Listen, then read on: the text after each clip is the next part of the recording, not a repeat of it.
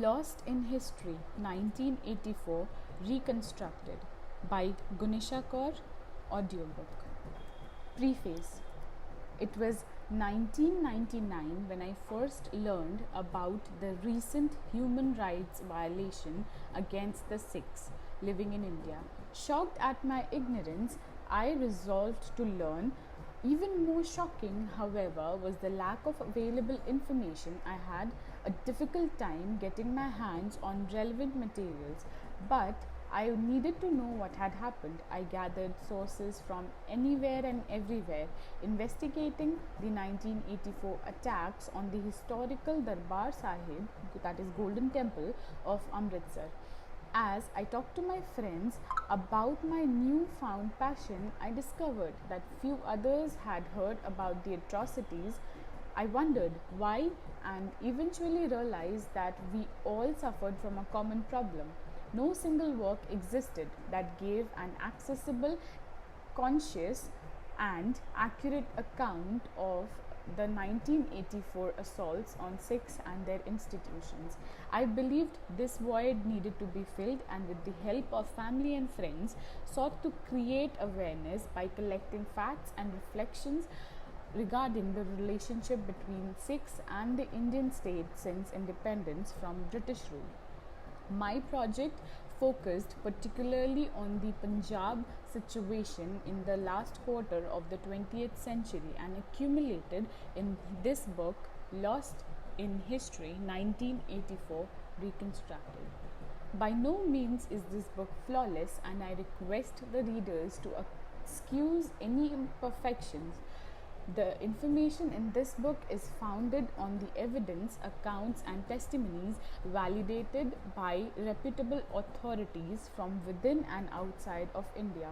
A great deal of the information here has been provided by eminent human rights agencies such as Amnesty International, Human Rights Watch, and the United Nations. Perhaps the most shocking bits of evidence have come from highly respected authorities such as Indian Prime Ministers, US Congressmen, and Justices of the High Courts and Supreme Court of India.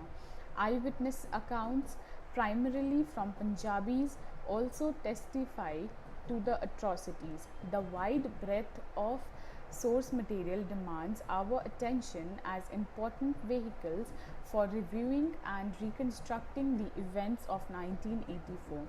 When discussing Punjab during the historical moment, we must at least introduce Jarnail Singh Bhindranwale, a charismatic and influential leader of the Sikhs in the 1970s and early 1980s. Some have blamed Jarnail Singh for the 1984 assault on the Darbar Sahib, alleging that he was a religious fanatic who inappropriately took refuge in the Darbar Sahib complex. Contrarily, others have praised Jarnail Singh as a religious reformer who sought to defend the Sikh tradition and its institutions. Although an important issue, this book does not endorse either view. Rather, it deflects the question of one man's presence in the Akal Takht to another that is more pressing.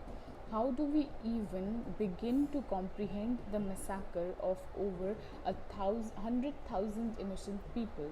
Many interpret the Indian government's 1984 attack as friction between the Hindus and Sikhs. This blanket statement proves to be inaccurate and substantiated. The majority of tension cannot be located between the two communities in a general sense. A slightly more nuanced exploration suggests that the discord occurred between the Hindu-dominated Indian government and the Sikh community. This distinction is highly precarious, for even a slight slip can easily lead to bitter animosity and division between the religious communities. Notably, the criticism of extremists, Hindu organizations, and at times an extremist Hindu government hardly implies criticism of an entire group of religious followers. To be clear, this work critiques the modern Hindutva ideology, which promotes divisiveness and hate through the ethno nationalist rhetoric of Hindu nationalism. In no way is it a critique of Hindus as a people. In fact, countless Hindus risked their own lives, not to mention the well being of their families, in order to save their Sikh neighbors during the attack. For example, when my own father was trapped near Bhopal during the November 1984 programs, Hindus he had never met intervened to save his life on multiple occasions. In large part, the relatively few Sikhs that managed to survive the government's assault owe their lives to their Hindu neighbors. Unfortunately enough, the accounts presented in this book represent only a small fraction of the human rights violation occurring throughout the world today. Sitting in the comfort of our homes, it is easy to bestow the responsibility of action upon others, but the fact that we can afford such comfort indicates our responsibility to defend those who cannot defend themselves. We must stand together and speak out against human rights violation, because there truly is power in numbers.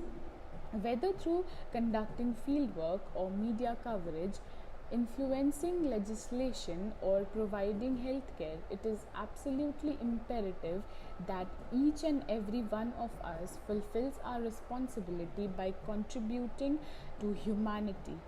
The genocide of 1984 demands our attention, for it is in danger and becoming lost in history, buried under communal politics, international relations, and government's empathetic silencing of human rights workers.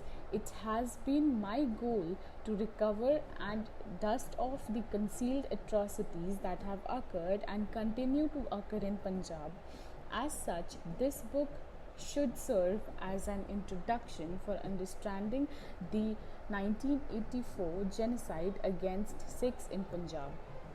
Additionally, with the hundreds of resources that are provided, this project ought to serve as a stepping stone and reference guide to launch into a deeper exploration of the nature of human rights violation in India.